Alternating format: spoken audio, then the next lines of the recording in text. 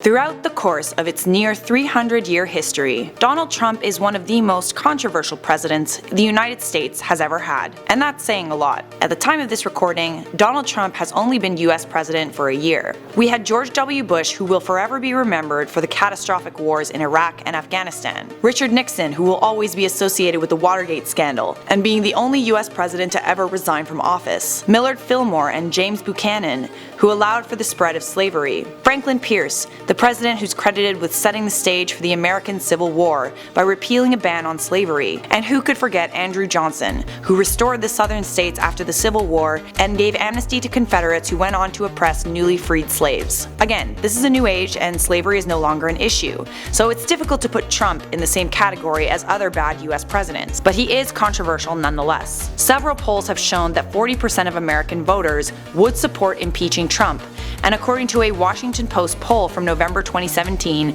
49% of Americans believe Trump committed a crime. Some experts have claimed that US President Donald Trump will end up in jail. Some, like Canadian author Malcolm Gladwell, says that Trump will be in jail within a year. Others say Trump will never go to jail, and it's next to impossible to imprison a president. Before we get into this video, I would like to state that no US president has ever been removed from office following the impeachment program, and it's unlikely Trump will be the first. It's even more unlikely that Donald Trump would go to jail after being found guilty following an impeachment. But let's imagine, at least for the next few minutes, the hypothetical circumstances where Donald Trump could end up in jail, and the aftermath. Hello and welcome back to Life's Biggest Questions, the channel that asks the questions everyone else is too afraid to ask. If this is your first time here, please hit the thumbs up and subscribe buttons, and don't forget to subscribe to notifications so you can get updates right on your phone when we upload videos. As part of a new thing we're trying here on LBQ to encourage more participation from our community, the hosts of Life's Biggest Questions will be responding to users' comments at the end of the Friday videos. Make sure you stick around and watch the whole thing to see if your comment got featured. Alright,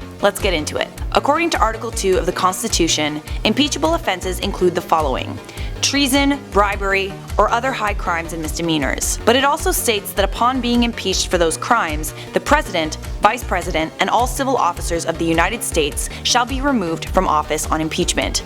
The only consequence mentioned is removal from office. For a president to go to jail, he firstly needs to be impeached, thrown out of office, and then answer for his crimes in a court of law. He then needs to be found guilty in that court of law. History has shown that a sitting president is essentially immune from ordinary criminal prosecution, state or federal. That might not be the case on paper. No US citizen is supposed to be above the law, not even the president. But the minute he is no longer in office, Donald Trump will be subject to ordinary criminal prosecution like any other US citizen. Impeachment requires a single majority vote in the House of Representatives and a 2/3 majority vote in the Senate. Republicans dominate both the House of Representatives and the Senate. For both the House of Reps and the Senate to vote to impeach Donald Trump, he would have had to have committed a very terrible crime indeed. Let's explore, shall we? Perhaps Donald Trump could be labeled as an indicted co-conspirator, where he was caught lying to federal officials. This is what happened to Richard Nixon in 1974 during the Watergate scandal. This could end up being a possibility because, well, according to the Washington Post, Donald Trump is reported to lie 5.5 times a day on average through Twitter and other platforms. But it isn't a crime to lie to the American public, and it's not a crime to lie to the media either. It is, however, a crime to lie to federal officials, but Trump and his legal team would never let this happen. His team incorporates written responses to avoid it. Perhaps the crime that would end up putting Donald Trump in jail with little chance of being pardoned would be treason. Treason is a term often thrown around in politics, but whether or not a crime was actually treason is another matter entirely. The US Code of Law defines treason as follows: whoever, owing allegiance to the United States, levies a war against them or adheres to their enemies, giving them aid and comfort within the United States or elsewhere, is guilty of treason and shall suffer death or shall be imprisoned not less than 5 years and fined under this title, but not less than $10,000, and shall be incapable of holding office under the United States. The US Constitution also says something similar. Basically, Trump would have to be found guilty of helping enemies of the United States as well as levying war against the United States. There have only been about 30 treason trials in the United States since 1789. time. Mildred Gillers and Robert Best were convicted of treason for working with the Nazis to help push their propaganda during World War II. And Ethel and Julius Rosenberg were convicted of passing US atomic secrets to the Soviet Union in 1953. Perhaps Trump would be exposed and found guilty of colluding with Russia. According to law professor John Shattuck, Trump and his team denying cyber attacks as well as attempting to hamper investigations is like giving aid and comfort to an enemy of the United States. If Donald Trump went to jail for treason, his trial would be the trial of the century, possibly one of the most famous trials to ever take place. It would be televised from every angle, it would dominate the news for years. Impeachment and then a criminal trial could take many, many years. Yes, Donald Trump has been a polarizing figure. There are a lot of people who want him to go to jail, but there are also many people who don't want him to go to jail because he's done many good things for the United States. For example, his tax reform has helped the US economy substantially. He's relieved the fear that recession and unemployment are inevitable. He also might end up being the only US president to get North Korea to agree to denuclearization. Despite what some may think or want, a sitting president ending up in jail is not a good thing. It would cause a lot of terrible feelings among the American public. It would deepen the divide even more. Trust in the election system would lessen. Trust in the presidential system would lessen. Donald Trump, the treasonous 45th, they would call him. Books would be written about him, TV and films about the trial and his life would be made. He would essentially become infamous, a larger-than-life figure. More larger than life than he is right now, if that's possible. He would become the first and only US president to ever go to jail. The title would likely be too much for him to handle. Let's not forget that Donald Trump is not young anymore. At the time of this recording, he's 71 years old. The trial would take an emotional and physical toll on him. By the time it finished, he would be a very old man, too old to serve much of a prison sentence. He would likely die before he had the chance to serve the full thing. In conclusion, and I will reiterate this, it would be incredibly difficult to jail a president, no matter how badly the populace wants it. George W. Bush was an outright war criminal and a fraud, but he escaped consequences.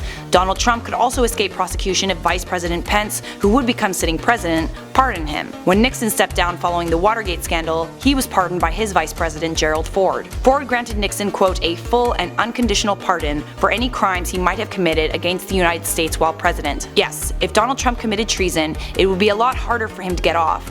But Donald Trump being charged with levying war against the United States, that sounds pretty unlikely. He might tweet a lot of crazy but he wouldn't commit treason. Donald Trump, by all accounts, loves the American people. Let me know what you think in the comments down below, but for now, it's time to respond to some user comments from previous videos. Simris Shankar said, "Congratulations for getting 500,000 subscribers. It's true, we hit 500,000 subs. Thanks you guys so much for subscribing, we're officially on the road to 1 million. Nick Mesa said, "Are you haunted?" As far as I know, Nick, I'm not haunted. David Reyes said, "Okay, seriously, y'all are running out of ideas here." See, people have been saying this since we started the channel, and we still seem to pump out one video every single day.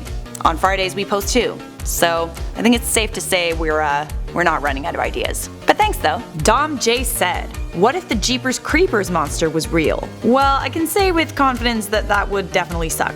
Like a lot. The Jeepers Creepers monster was probably the scariest movie monster I can remember, other than maybe the girl from The Ring. Yeah, they tie for first. I refuse to watch all of Jeepers Creepers, like heck no. That whole movie was just one gigantic nope. Neil Cowling said, "Voiceover girl, slow down, take a breath. It's exhausting listening. Personally, I think breathing is overrated. Takes up far too much time. But also, side note, you do know that our fabulous editors cut the pauses out of the video so that there are no breaths, and the statements are continuous. I do take breaths, you just don't hear them. I would strongly suggest if you are exhausted listening to my voice, perhaps you should pause the video, take a breath, and then continue." Carvey TV said, "What if our channel didn't exist?" Well, the trolls would have to find something else to troll, I suppose. But if our channel didn't exist, who would ask important questions like, what if Donald Trump went to jail?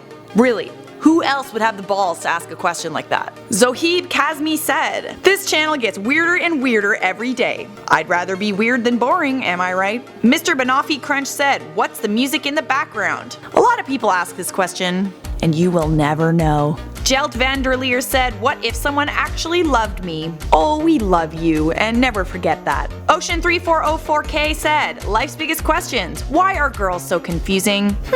That's actually a tough one. It could be that girls don't know what we want, so until we figure that out, we're confusing. It also could be that you haven't found the right girl yet. Either way, that is definitely one of life's biggest questions. Even the hosts of this channel would have difficulty answering it. I would also like to say that guys are confusing too. Just depends if you're on the receiving end or not. Austin Nichols said, "Hi, I love your channel a lot. I watch it every time I'm pooping." Oh, That's nice, I guess. Thanks, Austin. Atlas Blizz said, what if D's nuts won the US election? Well, I mean, Donald Trump is president. Anything is possible, really. Thank you for watching Life's Biggest Questions. If you enjoyed this video, don't forget to show this channel some love by hitting the thumbs up, subscribing, and asking us a question in the comments below.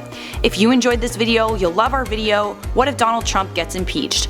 Or check out our playlist, Biggest What Ifs, both of which are clickable on the screen right now. And also, don't forget to join the notification squad by clicking the bell, and we'll see you in the next video.